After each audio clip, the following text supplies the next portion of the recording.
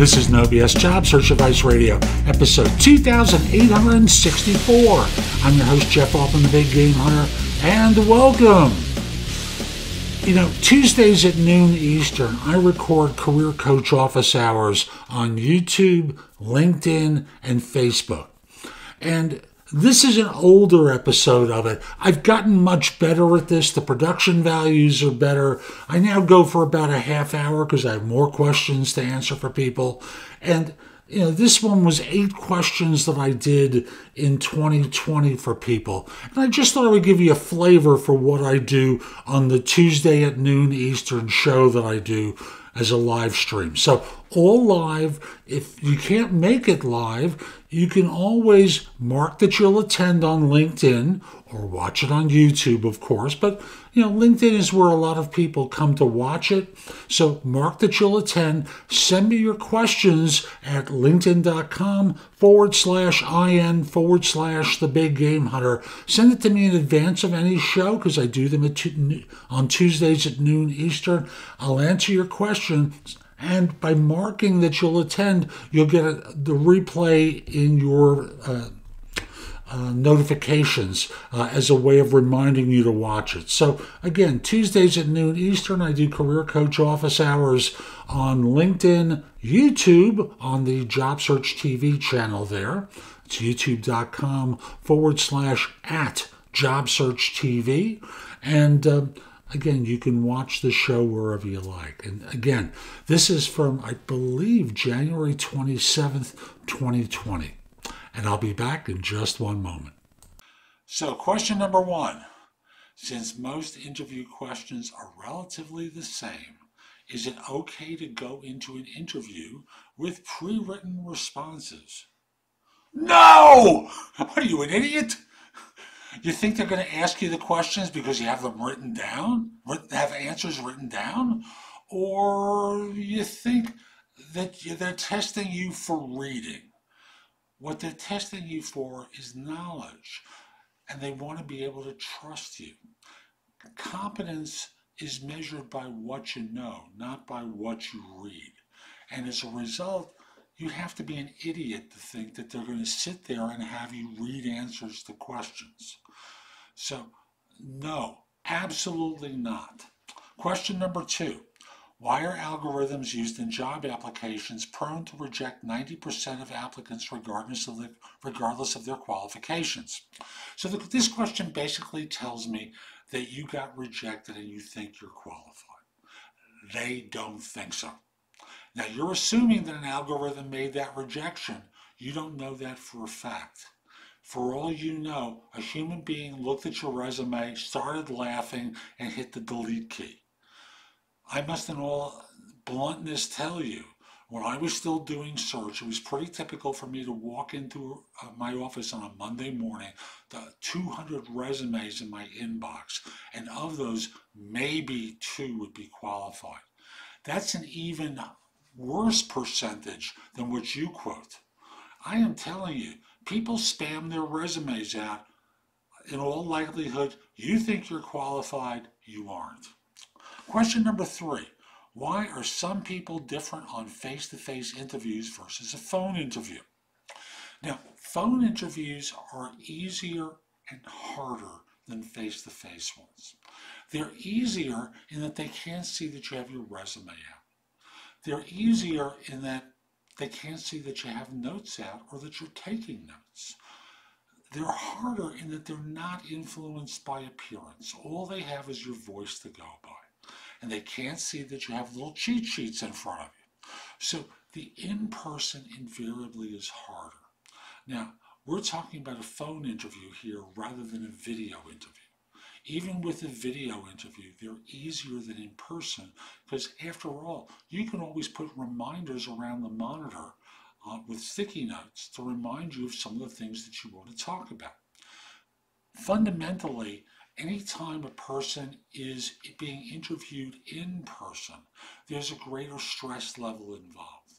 And the habit is people don't perform as well in person as they do on the phone, where they're comfortable, they can be dressed as they want to, no one's seeing them, and they don't feel embarrassed. Number 4, this is a great one. Do you agree with this statement? You don't hire for skills, you hire for attitude. You can always teach skills. I don't agree with that statement. You hire for skills and attitude. Catch that one. You hire for skills and attitude. And you try to hire the best people that you can, because although they talk about you can train and teach skills, firms are discovering that the value of a well-skilled person is far greater than the person that they have to train. I saw a statistic recently that the value of an exceptional person is 7 times greater than the one that you have to train. So if that average person who needs to be trained is worth $1,000, the trained person, the exceptional person, is worth $7,000. Multiply that by 10s and 20s, and suddenly you have real money there. So a $20,000 difference, a $20,000 a year average person is $140,000 in value. You get where I'm going here. You hire for both. You hire champions. You don't hire average people. Next question. How long does it usually take to get the offer after the interview process? After the interview, the recruiter, we don't know if that's an agency or corporate recruiter, told me the hiring manager would call and give me an offer. I'm so worried, do they really want to hire me? Why don't you believe what they're saying is true? Seriously. Has it been a week? I'd call them. I'd call and say, you told me I was getting an offer. Haven't heard anything from the hiring manager. What's up? And I'll just simply say, usually if you're told you're getting an offer, you're getting an offer. However, sometimes situations change from the time that statement is made, and maybe the greatest person on the planet has walked in their doors. Maybe they had a financial hardship suddenly, and they've canceled budget for a position. Call them if you're that worried. But if it was yesterday that you heard this, please take a deep breath and relax. Why do most employers require applicants to apply online and refuse to let them apply in person? You want to apply in person because you want to be interviewed.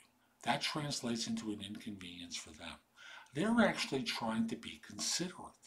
They want to make sure that you're comfortable and it's easy for you, and that you're at home and you're applying for the job on the same stinking application without dragging your butt to their office. That actually sounds like a good deal, but you want to be able to be interviewed at the same time you fill out the application. They don't want to do that. What they want to do is evaluate your application before they commit to actually investing time with you. Follow? Next question, next to last. Does working for a startup look bad on a resume? No. Now, if it's a startup, a retail store with no employees and no sales that no one's ever heard of before, it doesn't do anything for you. It doesn't necessarily hurt you, but it doesn't help you at all. If you've joined a startup that's a recognized brand, it's great help. If you work for a startup, like I said, that no one's ever heard of before, neutral. That's it. Last question. Why is not sending a thank you email after an interview a huge mistake that can cost you a job you were about to get? Some organizations believe manners are important. They want to know that you're interested in the role. A thank you letter afterwards, from your vantage point, is a selling opportunity. You can sell yourself one more time in your credentials. From their side, it reflects manners and courtesy that these days is very hard to find. And they take note of this.